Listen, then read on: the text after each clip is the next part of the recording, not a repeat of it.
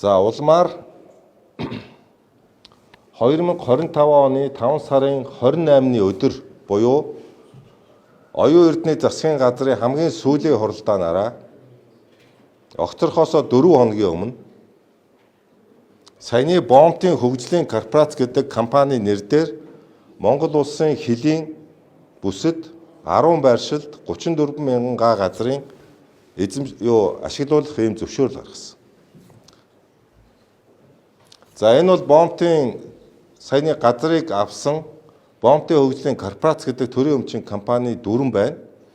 За энэ дүрмээр бол энэ компани нь төр үеийн өвчлөөр төсөл хэрэгжүүлнэ, хориглоогүй бусад үйл ажиллагаа явуулна, Бомт дээр барилга байгууламжуудыг барина, санхүүжилтийн их усүр хөрөнгө оруулалтыг татна гэсэн ийм 4 чиглэлийн зорилготой ийм ерөнхий компани байна.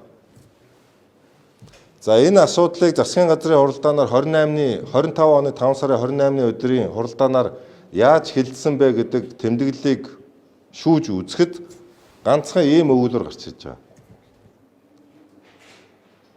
Ерөнхий сайд оюун эрдэнэ улсын хилийн зурагт газар ашиглуулах тухай засгийн газрын тогтоолын төсөл сулах сайдгаас шууд алах тогтсон байна. Ямар ч хэлэлцүүлэг явуулаагүй. Асуулт хариулт явуулаагүй. Шууд алах зохиж ийм шийдвэр гаргасан байна.